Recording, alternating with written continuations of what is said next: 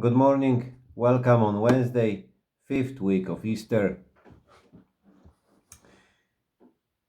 Today we'll move towards the 15th chapter of Gospel of John.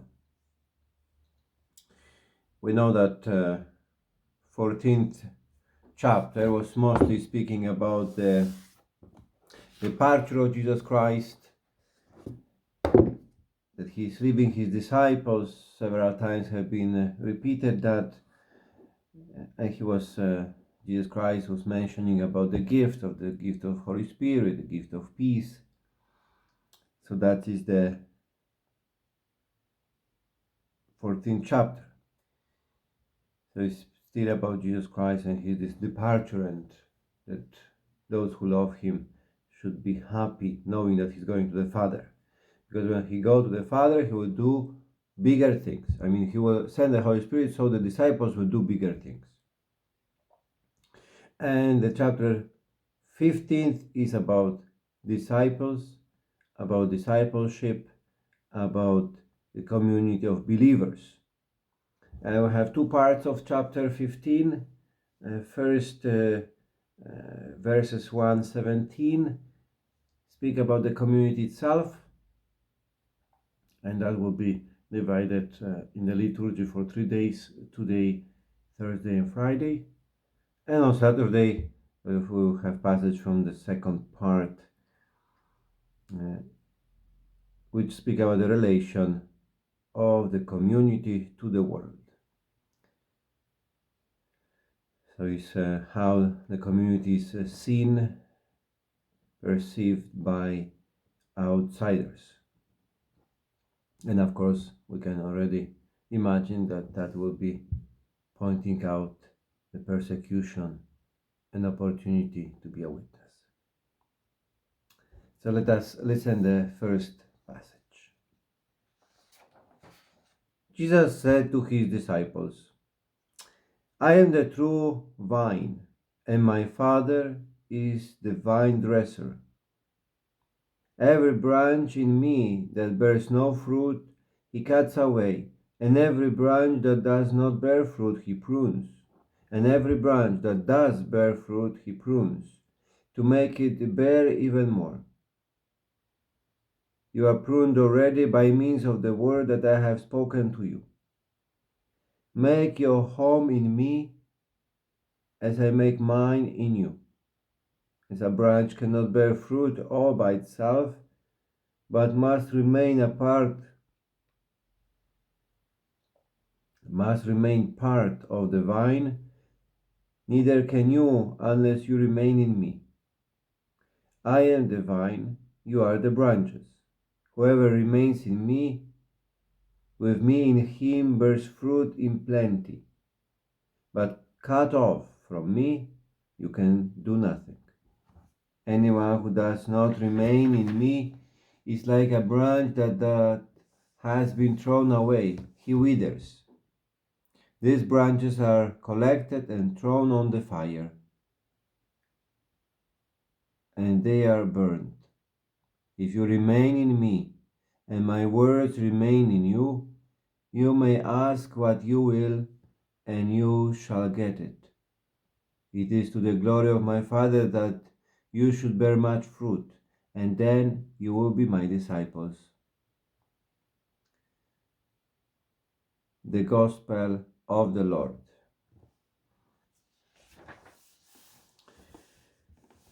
So many beautiful things in this passage,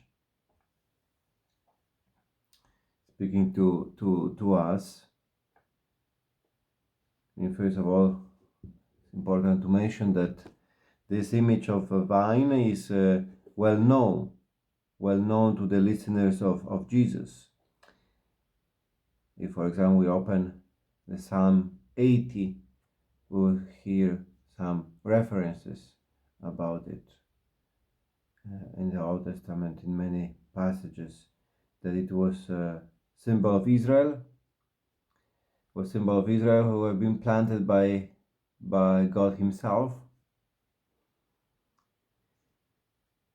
So God was the gardener, the vineyard keeper, wine dresser.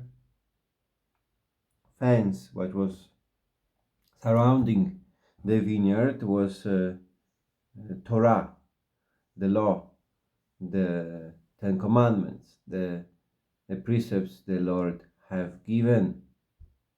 Tower in the vineyard was considered to be many times temple. That was the place of the altar where people bring. When there was the center of religion, and in the temple there was an altar in the middle. The thing what people were sacrificing, offering to God, something what they wanted to give to Him, and the towers were the place where they were collecting the fruits. So this image is well known. I believe from memory that in the prophet Ezekiel is speaking about the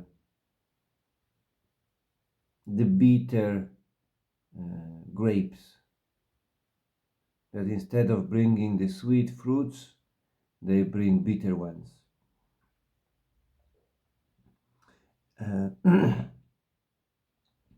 So then this image, this understanding, was transformed a little, and around time of Jesus, vineyard, the vine will be an image of Messiah. So we see that in this context, Jesus Christ is coming and is teaching, taking this beautiful image, but he's pointing out that there were different guys who claim to be the vine, and he's starting, I am the true vine, the true one. That this construction of this sentence in Greek language will suggest that they were before the false ones, fake ones, and he is the true one.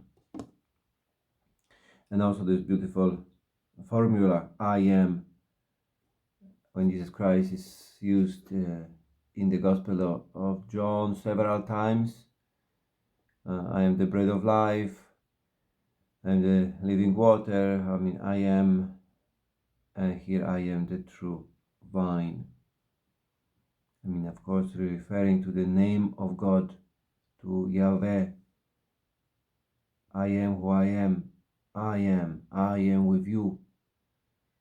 This name of God, Jesus Christ is using this, describing himself, pointing towards his divinity. But in the same time, showing us, revealing us that as he is in the Father, Father is in him, that he had been sent by the Father. Beautiful that is this, he's speaking about this inner life of Holy Trinity. But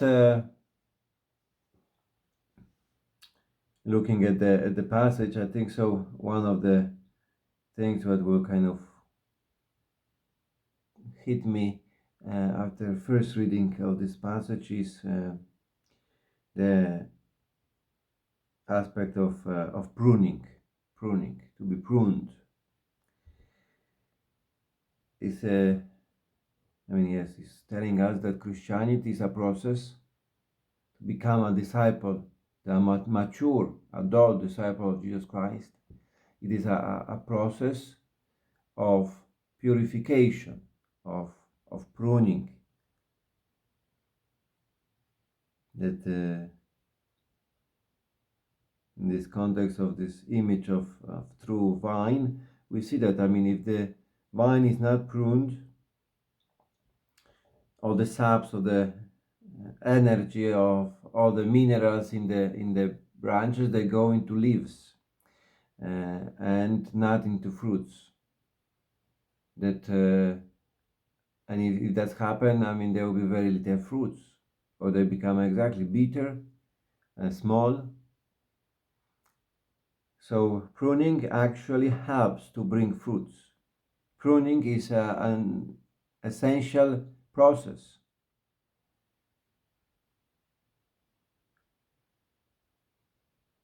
So it's important to know about pruning. And so running out of time, we will have another video about pruning. Have a great day.